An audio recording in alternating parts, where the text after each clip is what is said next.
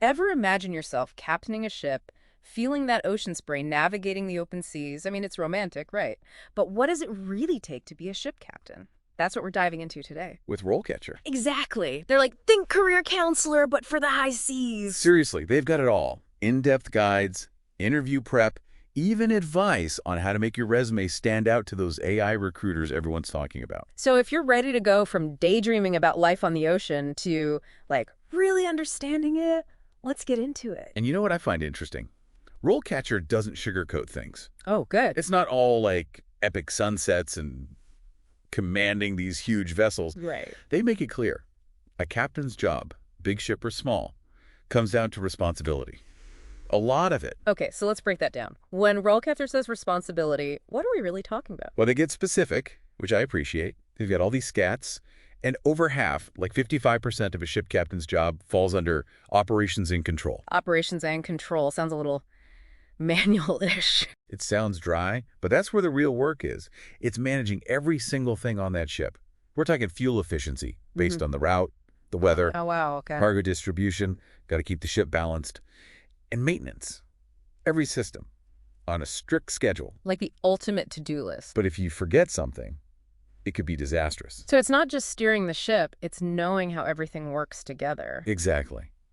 And on top of that, a captain needs to know international maritime law. That's a whole other thing. So much to know. It makes you think becoming a captain, it's not about being like a natural sea dog. It's more about skills and constant learning. In fact, RoleCatcher has a whole section on continuous learning. Like, this is important if you're serious about this career. Because the maritime industry is always changing, right? Yeah. New tech, regulations, environmental concerns. A good captain has to adapt. Keep learning. Makes you wonder, how do you even become a captain? It's not like you just step off the dock and take command. Right. It's a process, and RoleCatcher lays it all out. Starts with entry-level jobs. Okay. And honestly, not glamorous. Think scrubbing decks, basic maintenance, proving you can handle the, well, less exciting stuff. A reality check for anyone who's romanticizing it, I guess. Totally. But even at this stage, RoleCatcher says you got to show certain qualities. Cleanliness, orderliness. Those seem small. On a ship, space is limited, safety is key. Those things matter. You're proving yourself before bigger responsibilities. Showing you can handle the little things first. Makes sense. But you do move up eventually, right? Oh, yeah. Gain experience, prove yourself, then maybe you're a junior officer. And that's where things get interesting. Why? What changes? You're not just doing your own tasks. You're supervising others, delegating, making sure it's done right. Wow, from taking orders to giving them. And in a high-pressure environment. Big step up in leadership, new skills needed. So that operations and control knowledge, that's where it gets real. Exactly. Now you're in the thick of it. Navigation, communication, safety drills. You're getting hands-on with everything a captain does. Learning by doing. But what about formal learning? RoleCatcher keeps saying continuous learning is important. Absolutely. A captain's education never really ends. They suggest staying current on industry stuff, going to conferences, even joining professional groups, networking, all that. So you're always learning, even when you're experienced. And that learning helps you climb the ranks, right? To senior officer, then eventually captain. Speaking of senior officer, what's that stage like, according to RoleCatcher? Well, the responsibility definitely ramps up. Now, you're not just handling the day-to-day stuff, but thinking big picture. Risk assessment, international regulations, making sure the whole operation is smooth and safe, of course. It's like the buck stops with the captain, or in this case, the senior officer who's almost there. RoleCatcher says 20% of a captain's job is leadership and management. That's a lot, considering everything else we've talked about. It makes sense, though, right? A ship's like a floating city, especially those huge cargo ships or cruise liners. Oh, yeah, true. You got a big crew, diverse group of people, sometimes hundreds, all working together under pressure, often far from home. Leading them well? That's essential. You forget about that human side of it amidst all the technical stuff. But RoleCatcher brings it back around, even when they're talking about like AI and the future of job hunting, which I wanted to ask you about. Oh, right. Yeah. They had some really interesting stuff on that. So how does AI even play into being a ship captain? You'd think that'd be safe from robots taking over. What does RoleCatcher suggest? Well, more and more companies, even maritime ones, are using AI to go through resumes. Really? Yeah, so you could be a fantastic sailor, tons of experience, but your resume still has to impress the algorithms. It's like You have to be a tech person and a sailor now? In a way, yeah.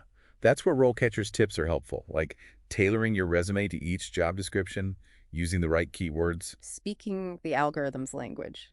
Exactly. And they even suggest highlighting skills that AI recruiters love.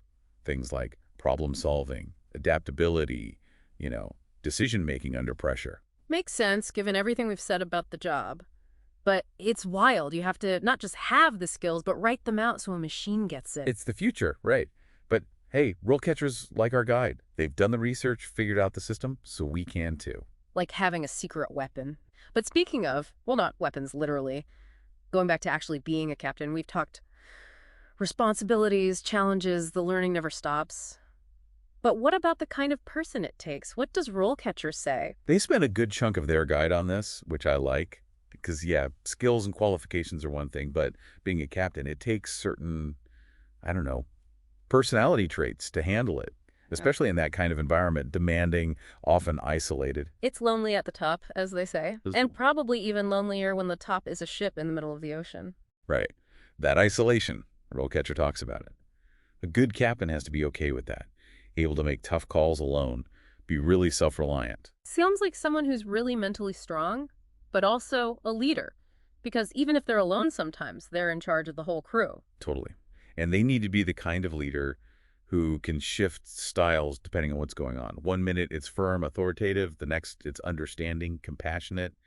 Reading the room. The room's a ship, maybe in a storm. High pressure. So who actually thrives in that? What does RoleCatcher say about, like, the pros and cons of the job itself? They're honest. It's not for everybody. Long hours, time away from home, could be dangerous. If- They don't romanticize that. It's the other side of the adventure, right? For every amazing sunrise, there's probably a rough night, bad weather, things breaking.